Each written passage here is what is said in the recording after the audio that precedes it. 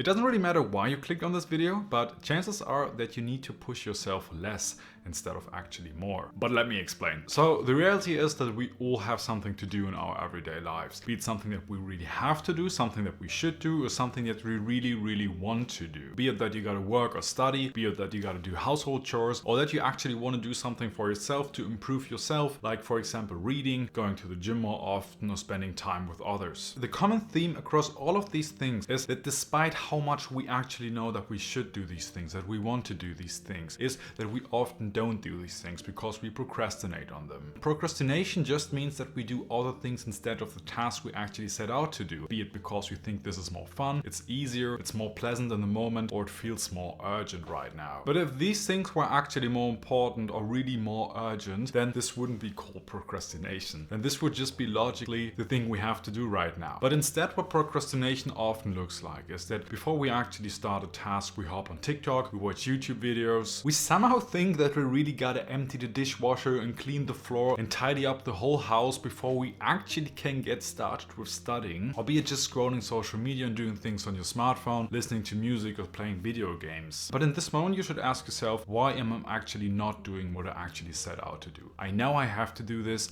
I really want to do this. Why the hell is it so hard to actually just get started and get this thing done? And let's be real, why do you actually think that is? If you are like most people, then you will probably think that this is due to a lack of willpower and that you are the actual problem behind this. Because what many people say is like, yes, I have a problem, I don't have enough willpower, I don't have enough motivation, I don't have the drive, and some people even get more negative in their self-talk and tell themselves things like, for example, I'm not only unproductive, but I'm lazy.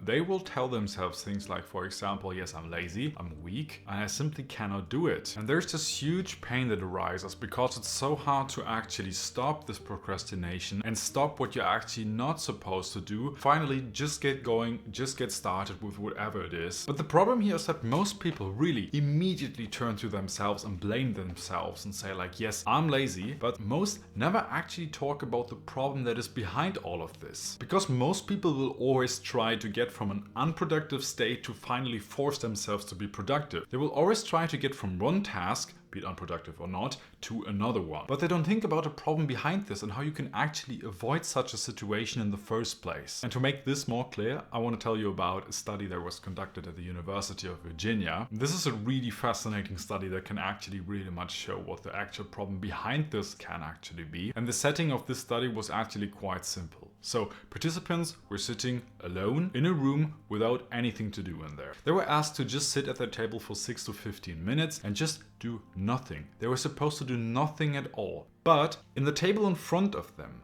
there was some sort of a buzzer, for example, that was able to actually electrocute the participants of the study. And if the participants were actually going to touch this buzzer thing, they would get an electric shock. They would basically electrocute themselves. But the question, of course, is why the hell would they actually do this? Well, let me ask you, what do you think how many people would actually do something ridiculous like this? And the results are just so fascinating because in this study, those participants were only supposed to sit for 6 to 15 minutes in this room and do exactly nothing. But still, 67% of all males and 25% of all females decided to electrocute themselves out of fun, so to say, because they did not want to be bored. We gotta think about this. It was so unpleasant, it was so unenjoyable for these people to just merely sit for 6 to 15 minutes in this room to entertain themselves by basically electrocuting themselves. And this is actually the big problem behind this. When was the last time that you were actually really much bored? If I were to guess and assume that your life is kind of like mine, then I would guess that you're basically never bored at all. Because reality is, compared to like, for example, 10 to 20 to 30 years ago, there's basically no opportunity at all to be bored nowadays because there's always something to do. If you're in a queue at the supermarket checkout, you pull out your smartphone to scroll for a bit. If you're in the car, on the bus, on the train, whatever, you listen to music, to listen to podcasts, to audiobooks. Basically no one is just sitting around between sets at the gym, but is always constantly staring at their phone. And I guess I don't have to tell you about all of this because this is just what our reality nowadays looks like. And I don't want to criticize this per se, but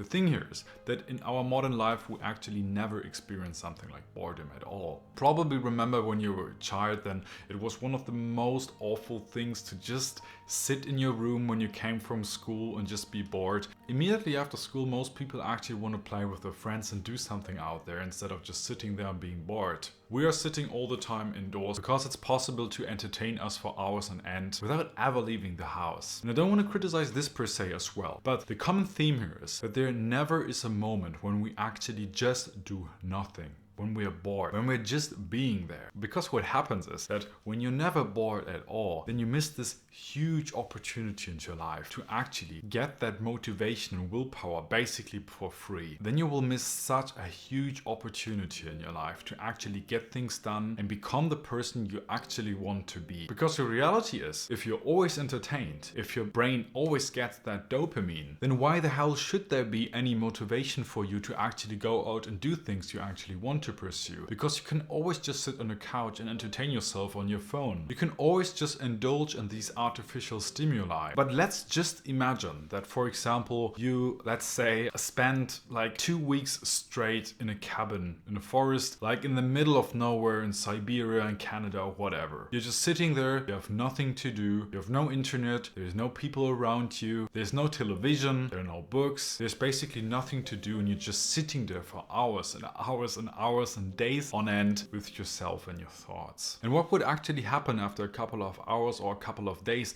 is that everything would just become so immensely interesting around you. Because your brain wouldn't be used to all these hardcore stimuli around you. Television, social media, or the internet in general. No, your brain would get accustomed to like a more quieter lifestyle. And you all know this, for example, when you're sitting on the toilet and you forgot to bring your phone with you. Feeling when you, for example, take the room deodorant and the ingredients list suddenly becomes so interesting that you really want to read it. This is one of the most important outcomes if you, for example, do a digital detox, for example, or a whole dopamine detox. But you don't have to go this far. You can actually leverage this and tap into boredom. Because what happens once you're in such a bored state, which you don't have to go to the forest in order to achieve this, you can basically do this at home anytime, is that suddenly everything around you becomes interesting. Everything around you, every task you have to do is so much easier to actually concentrate on and focus on. Because I can promise you, if you're bored all day, if you have nothing to do the whole day and don't engage in stimuli that release tons of dopamine, then suddenly studying will become so much more interesting because you actually really want to learn the task you're doing. Your work will become so much more interesting because you will actually engage mentally in it and really come into a flow state where you're 100% immersed in your task.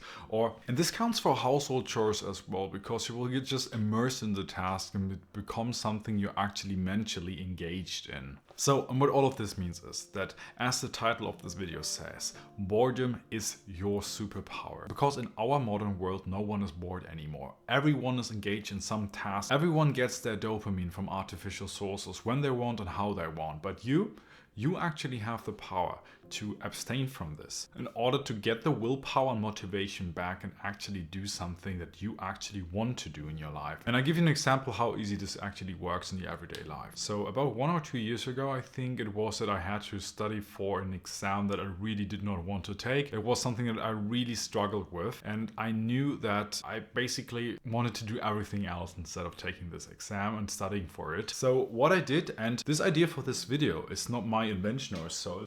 I found it. A mind made for numbers. I actually learned more about this method by reading this book. What I basically did was this. I did not use the internet. I did not use messengers. I did not play video games. I did not watch YouTube videos or whatever, listen to music, etc., not even read books before I accomplished my task for the day. And this task at this point was to study about 4 hours every day for this stupid exam that I successfully passed with this method, by the way. I did nothing entertaining until I achieved my task. And after I studied for how long I actually wanted to, I did whatever I want, because now I actually could do this. And I did this for about 2 or 3 weeks straight. And this just basically worked like wonders, because I was just so bored every morning, every midday, and I was actively looking forward to just do something. Because just as in the study example where the people electrocuted themselves, I was just so bored because I just wanted to do something. And if that means studying, then hell yeah, I'm gonna study. And it made it so much easier, because now it was not a compromise between, like, for for example, watching YouTube videos or studying,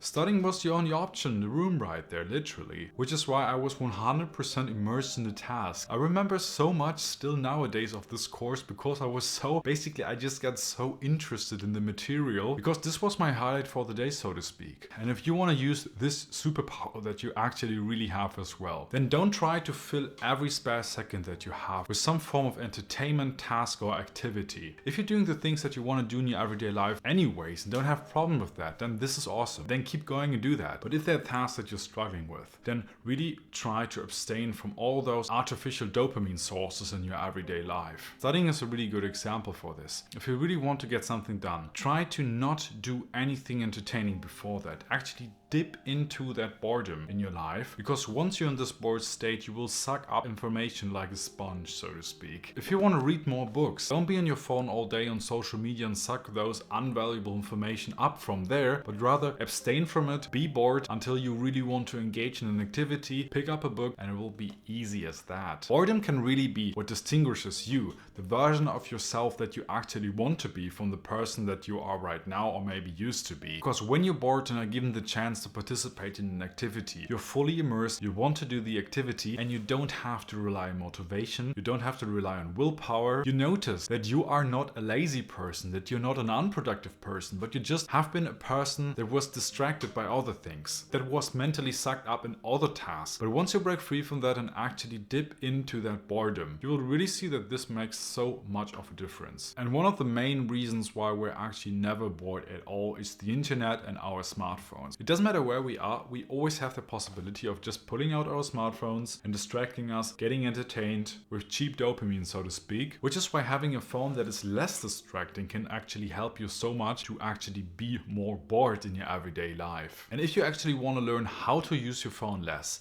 have a lower screen time and be less addicted to your phone, then you can actually watch this video that I've made called How I Reduced My Screen Time by 80%, where I explain dozens of tips, tricks and methods how you can actually reduce your screen time immensely. So make sure to watch this video. And as always, thank you so much for watching. If you enjoyed the video, make sure to like and subscribe, and see you next time.